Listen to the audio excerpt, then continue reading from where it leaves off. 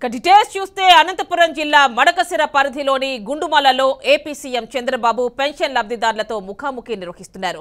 ప్రస్తుతం ఆ లైవ్ చూద్దాం. కానీ కొంచెం మబ్బులైతే ఉన్నాయి. గడిచిన 5 సంవత్సరాలు చరిత్రలో చూడనటువంటి నష్టాన్ని మనం చూశాం.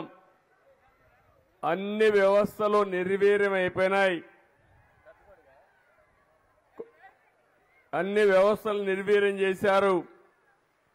అవినీతి, విధ్వంసం, అదే మరిగా అసమర్థ పాలన వల్ల బంగారు లాంటి రాష్ట్రాన్ని పూర్తిగా నిర్వీర్యం చేసే పరిస్థితికి వచ్చారు. విధ్వంసం అయితే పరాకాష్ఠకెళ్లే పరిస్థితికి వచ్చింది. ఎక్కడ చూసినా దోపిడీ ఇష్టానుసారంగా చేశారు. ప్రజల ఆస్తులకు రక్షణగా ఉండవలసిన వ్యక్తులు ప్రజల ఆస్తుల్ని ఎక్కడికక్కడ దోచుకుని మనల్ని కూడా ఇబ్బంది పెట్టే పరిస్థితికి వచ్చారు. ఎవరైతే ప్రభుత్వంలో ఉండే వ్యక్తులు ప్రభుత్వ ఆదాయాన్ని పెంచాలి, సంపద సృష్టించాలి, సృష్టించిన సంపద ద్వారా వచ్చే ఆదాయాన్ని మళ్ళా పేదవాళ్ళకి ఇవ్వాల్సిన అవసరం ఉంది. అది కూడా ఇవ్వకుండా నిర్వీర్యం చేసి ఈరోజు ఆదాయం అయితే నిల్లు, అప్పులైతే ఫుల్ చేసే పరిస్థితికి వచ్చారు. విలాసవంతమైన జీవితానికి అలవాటయ్యారు. ఒక విషయం మీరు చూడండి, రాయలసీమలో రైతులకు డ్రిప్ ఇరిగేషన్ ఇవ్వలేరు. ఒక్క సాక్షి పేపర్కు 403 కోట్ల రూపాయలు అడ్వర్టైజ్మెంట్కి ఇచ్చుకున్నారు. ఎవడబ్బా సొమ్మని అడుగుతున్నా మీ ద్వారా ఈ ఆనాటి ప్రభుత్వాన్ని. అంటే మీకు భయం కానీ లేకపోతే రేపు రాబోయే రోజులు ఏమైనా జరుగుతుందని కానీ భయం లేకుండా పోయారు. మనకు రోడ్లు వేయలేరు, ఇక్కడ రిజర్వాయర్లు కట్టలేరు. కానీ మీరు చూస్తే సర్వే పేరు పెట్టి ఆ సర్వేకి రాళ్లు వేయడానికి 700 కోట్ల రూపాయలు ఖర్చు పెట్టారు. 700 కోట్ల రూపాయలు రాళ్లు తయారు చేసి ఫోటో వేసుకున్నారు. శ్మశానంలో ఎట్లయితే ఫోటో పెడతాం చనిపోయిన వాళ్ళకి, ఆ మాదిరిగా ఫోటోలు వేసుకునే పరిస్థితికి వచ్చారు. దీని ఖర్చు 700 కోట్ల రూపాయలు. ఇప్పుడే నేను వెళ్ళాను. ఓబడమ్మకైతే ఇల్లు లేదు కానీ ఉండే ఇల్లు కూడా ఉరుస్తా ఉంది. కానీ ఈ మహానుభావుడు 500 కోట్ల రూపాయలు ఖర్చు పెట్టి విశాఖపట్నం ఋషికొండలో ప్యాలెస్ కట్టుకుంటున్నాడు. అంటే రాజులో మనం, లేకుంటే మనం ఏమన్నా నియంతలో మనం? నేను అడుగుతున్నా, ఈరోజు నేను ఇక్కడికి వచ్చాను, హంగామాలు ఉన్నాయా తల్లి అని అడుగుతున్నా మిమ్మల్ని. పరదాలు కట్టావా అని అడుగుతున్నా నేను. చెట్లు నరికేసావా అని అడుగుతున్నా నేను. ఎక్కడన్నా అందరినీ హౌస్ అరెస్ట్ చేసావా అని అడుగుతున్నా నేను. మేము పాలకులం కాదు, సేవకులం. ఆ విషయం మీరు గుర్తుపెట్టుకోవాల్సిన అవసరం ఉంది. అంతకంటే నియంతలు చేయని పనులు చేశారు. దుర్మార్గమైన సంస్కృతికి శ్రీకారం చుట్టారు. దొరికింది దోచుకుని ఇటీవల కాలంలో నేను చాలా సమీక్షలు చేస్తున్నాను.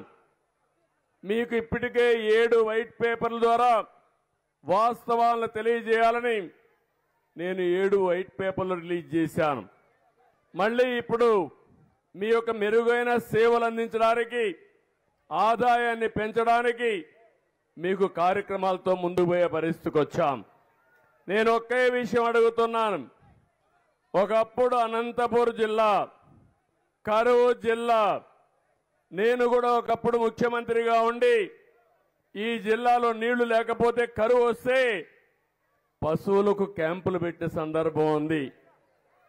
కనీసం పశువులను మేపుకోలేమంటే, ఇంటి దగ్గర గడ్డి లేదంటే ఏం చేయాలో తెలియకుండా ఎక్కడన్నా చెరువులుంటే, రిజర్వాయర్లుంటే అక్కడ తీసుకుపోయి అక్కడే మీ పశువులకు క్యాంపులు పెట్టి తర్వాత కరువు పోయిన తర్వాత మీకు పంపించిన రోజులు గుర్తుపెట్టుకోవాలి మీరు.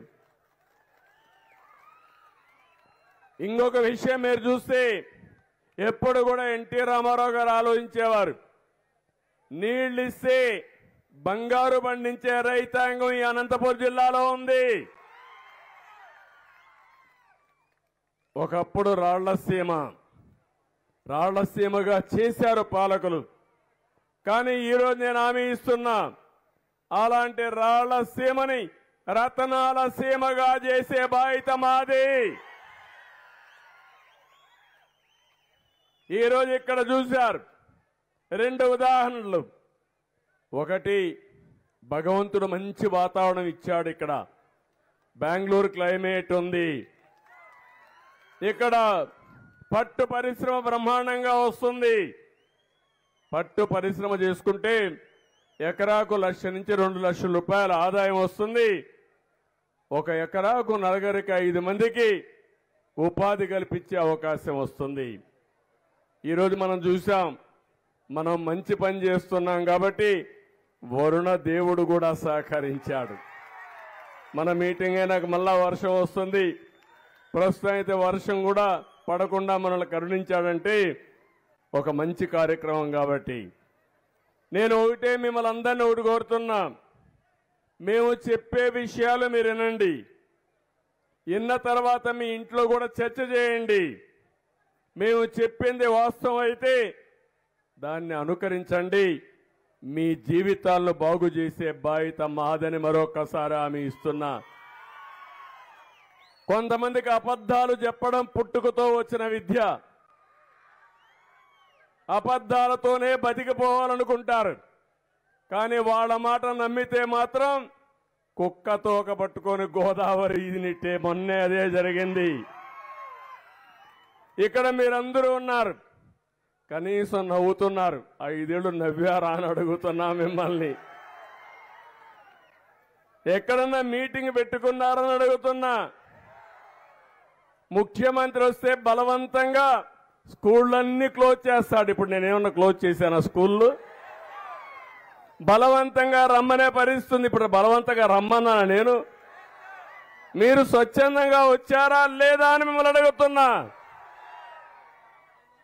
అంటే ఒక ముఖ్యమంత్రి అనే వ్యక్తి బలవంతంగా ఇంటికి ఒకరు రావాలంట. ఆయన రాజు కాబట్టి ఆ రాజును చూడడానికి. ఒక దుర్మార్గమైన పాలన.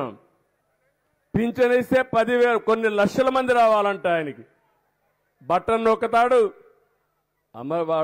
వాళ్ళ ఇంట్లో నుంచే నొక్కొచ్చు బటన్ నొక్కాలంటే.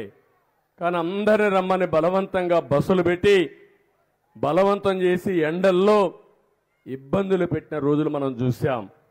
నేను మీ దగ్గరికి వస్తా, నా దగ్గరికి మీరు రావాల్సిన అవసరం లేదని మరొక్కసారి విజ్ఞప్తి చేస్తున్నా. నా బాధంతా ఒకటే. 2014-19లో రాష్ట్రం విడిపోయిన తర్వాత నేను ఆలోచించాను. ఆ రోజు హైదరాబాద్ కూడా నేనే అభివృద్ధి చేశా. ఈరోజు హైదరాబాద్ తెలంగాణకు వెళ్ళింది. తెలుగువారు అక్కడున్నారు. ఇక్కడుండే తెలుగువారు ఇబ్బంది పడుతున్నారని నేను ఆ రోజు ఆలోచించి ఒక పక్క సాగునీటికి 68,000 కోట్ల రూపాయలు ఖర్చు పెట్టాను. ఇక్కడే మీరు ఒకసారి చూడండి. హంద్రీ నీవా 5 సంవత్సరాల్లో 68,000 కోట్ల రూపాయలు ఖర్చు పెట్టిన పార్టీ. నేను అడుగుతున్నా, ఎంత ఖర్చు పెట్టారు? ఇప్పుడు కనీసం 400 కోట్లు కూడా 5 ఏళ్లలో ఖర్చు పెట్టలేని పరిస్థితి వచ్చారు. అదే మాదిరిగా ఈ మడకసిర కాలువ నేనే తీసుకొచ్చాను. నీళ్లు కూడా ఇచ్చింది నేనే ఇచ్చాను. ఇదే కాదు, మీరు ఒకసారి చూస్తే అనంతపురం జిల్లాలో ఎప్పుడూ కరువు జిల్లా. నేను ఒకసారి పంటలు కూడా సరిగా రాని పరిస్థితి ఉంటే, రైతులకు పెట్టిన గిట్టుబాటు కూడా రాకపోతే కనీసం ఇన్పుట్ సబ్సిడీ ఇవ్వాలని ఇన్పుట్ సబ్సిడీ కూడా నేనే ప్రారంభించిన రోజులు నాకు జ్ఞాపకం ఉన్నాయి. అదే మరిగా పింఛన్ ఇస్తా ఉంటే అన్ని ప్రాంతాల్లో 2-3 ఎకరాల నిబంధన ఉంటే అనంతపూర్కి మాత్రం 10 ఎకరాల వరకు నిబంధన కూడా ఇది చేసి మీకు పింఛన్ ఇచ్చిన పార్టీ తెలుగుదేశం పార్టీ ఆ రోజు. ఇంకో పక్క మీరు చూస్తే ఇక్కడ నీళ్లు లేవు కాబట్టి డ్రిప్ ఇరిగేషన్ ఇచ్చాను. అది కూడా 90% డ్రిప్ ఇరిగేషన్ ఇచ్చిన పార్టీ తెలుగుదేశం పార్టీ ఆ రోజు. అవునా కాదా ఒక్కసారి ఆలోచించుకోండి. 1 ఎకరాకు వాడే నీళ్లు 2.5 ఎకరాలకు వాడుకోవచ్చని మనం ఎన్ని ఇచ్చాం. ఈ రాష్ట్రంలో తక్కువ వర్షపాతం పడే ప్రాంతం అనంతపూర్ జిల్లా, ఉమ్మడి జిల్లా, ఇప్పుడు సత్యసాయి జిల్లా 552 మిల్లీమీటర్లు పడుతుంది. భూమి అయితే 47 లక్షల ఎకరాలుంది. దీంట్లో సాగు అయ్యేది 11 లక్షల ఎకరాల భూమి. కానీ దాంట్లో సాగునీరిచ్చే భూమి చూస్తే 2 లక్షల ఎకరాలు కూడా లేదు. 5 ఏళ్లలో మీరు ఒకసారి చూసినప్పుడు 12,500 కోట్ల రూపాయలు ఖర్చు పెట్టి హంద్రి నీవా అక్కడి నుంచి మీరు చూసినప్పుడు మొత్తం అన్ని ప్రాజెక్టులు కూడా జీడిపల్లి కానీ, బైరివాని తిప్ప కానీ, ఇంక పేరూరు కానీ, జీడిపల్లి, పేరూరు, గొల్లపల్లి రిజర్వాయర్ని, గుంతకల్లు, మడకసిర బ్రాంచ్ కెనాల్ని, చెర్లోపల్లి, మారాల ఇవన్నీ నేనే ప్రారంభించాం. దాని అన్ని చాలా వరకు పూర్తి చేశాం. ఒకసారి లాభం మీరు ఒకసారి చూస్తే ఒక్క గొల్లపల్లి రిజర్వాయర్ని పూర్తి చేసి కియా మోటార్ని తీసుకొచ్చి